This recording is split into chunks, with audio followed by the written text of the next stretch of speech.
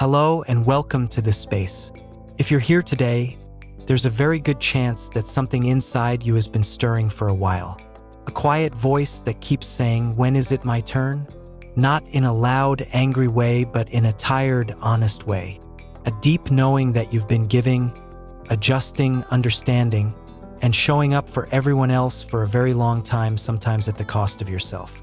Today, I want to talk about that exact moment, the moment you start choosing yourself. Not as a dramatic rebellion, but as a gentle, powerful return home to who you really are. Let's take our time with this. This is not the kind of video you rush through. Breathe with me for a second. Inhale slowly and exhale. Good. Let's begin. Part 1. How we learn to put ourselves last from a very young age. Many of us are taught, directly or indirectly, that love has conditions. We learn that being good means being helpful, agreeable, understanding, and low maintenance. We discover that when we make things easy for others, we receive approval, safety, and a sense of belonging. So we start shaping ourselves around other people's needs. You smile even when you're hurting. You say it's okay when it's really not. You stay longer than you should because you don't want to disappoint anyone. You listen for hours to someone's problems while your own heart feels heavy and unseen. This isn't just being kind. This becomes a way of life, pattern, a quiet agreement you made with the world. I will earn my place by being useful, by being understanding, by being there. And for a long time, it works. People like having you around. They call you reliable. They say you're such a good friend, such a good son or daughter, such a caring partner. But slowly, something starts to fade inside. Have you ever felt that? You become so good at reading other people's emotions that you stop noticing your own. You become so skilled at keeping the peace that you abandon your own truth. You become so used to giving that receiving starts to feel uncomfortable. This is where the slow disconnection begins. Part 2. The hidden cost of always being there for others. Let me speak honestly here. Every time you swallow your real feelings to avoid conflict, every time you say yes when your whole body is saying no, every time you prioritize someone else's comfort over your own peace, a small piece of you gets tucked away.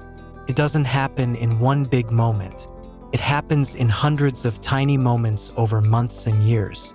You start feeling tired more often, but you can't explain why. You feel lonely even when you're surrounded by people. You catch yourself thinking, why do I always end up here? Drained, unappreciated, and somehow still trying to be understanding. This is what I call the silent exhaustion of the empathetic heart. Your energy is sacred. It's not an unlimited resource.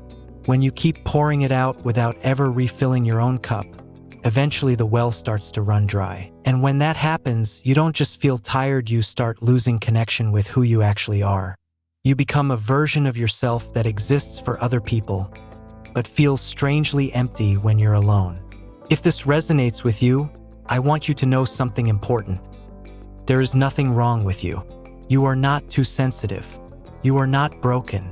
You simply learned a survival strategy that once made sense, but no longer serves the life you're meant to live. Part 3. The moment everything begins to change. Now let's talk about the turning point. For most of us, this moment doesn't come with fireworks or a big dramatic event. It usually comes on an ordinary day. Maybe you're driving home after yet another conversation where you listened but weren't really heard. Maybe you're lying in bed at night, staring at the ceiling, feeling that heavy, familiar emptiness. Maybe someone cancels plans again or dismisses your feelings like it's nothing, and this time something inside you shifts. It's not loud, it's quiet, almost like a soft click. You don't scream, you don't fight, you just feel this deep, calm realization. I can't keep doing this to myself anymore. I deserve to take up space too. My feelings matter. My peace is important. This is the moment you start choosing yourself. It might feel scary at first, because choosing yourself often means disappointing people who are used to you always saying yes. It means setting boundaries that might feel uncomfortable. It means risking being seen as difficult or changed by people who benefited from the old version of you. But here's what I want you to remember. The moment you choose yourself is not the moment you become selfish.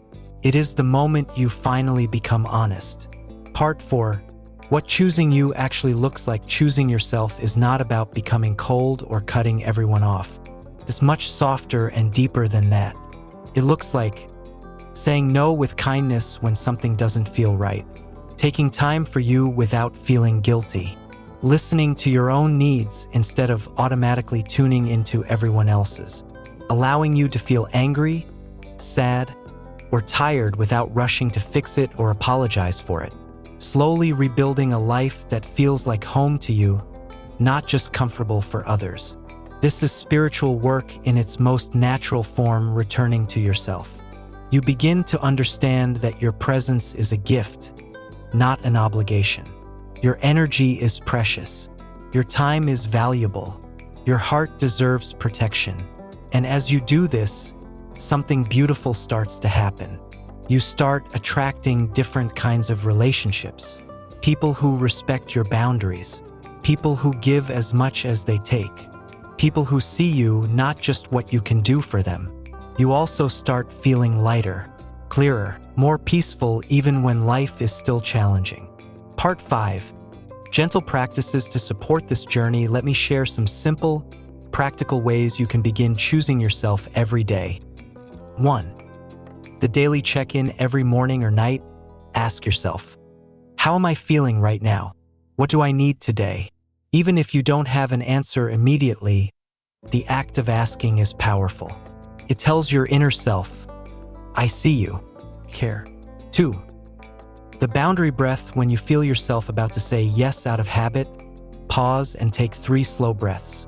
Ask, is this a full body yes? If it's not, give yourself permission to say, let me think about it and get back to you. 3. Energy return practice. At the end of the day, sit quietly for a few minutes. Imagine gently calling your energy back from all the places and people you gave it to that day. You can even say softly, I call my energy back to me. I am safe. I am whole. 4. The honest journal. Write the things you've been afraid to admit even to yourself. The disappointments, the resentments, the dreams you pushed aside. This is how you begin hearing your own voice again. These practices are not about perfection. They're about slowly building a new relationship with you, one based on respect, care, and honesty. Part 6. The deeper spiritual meaning. When you start choosing yourself, you're not just making practical changes. You're participating in a natural spiritual process, the return to your authentic self. This is one of the most important journeys a human being can take. In many spiritual traditions, this is called awakening or remembering. Not because you become someone new, but because you stop forgetting who you truly are underneath all the conditioning. You are not here to be everyone's savior. You are not here to shrink so others can feel big. You are here to live fully, to love deeply, and to honor the life that moves through you. Choosing yourself is how you honor that. If you're in that tender place right now where you can feel the old patterns losing their grip, but the new way isn't fully here yet, I want you to know you're doing beautifully. This moment, the one where you begin choosing yourself, is sacred. It's the beginning of a more honest, peaceful, and beautiful chapter. You don't have to do it perfectly. You don't have to explain yourself to everyone. You only need to keep listening to that quiet inner voice and take one honest step at a time. You are worthy of your own care.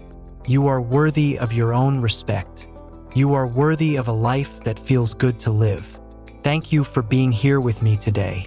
If this video touched something in you, please share it with someone who might need to hear this message. Take care of yourself. I'll see you in the next one.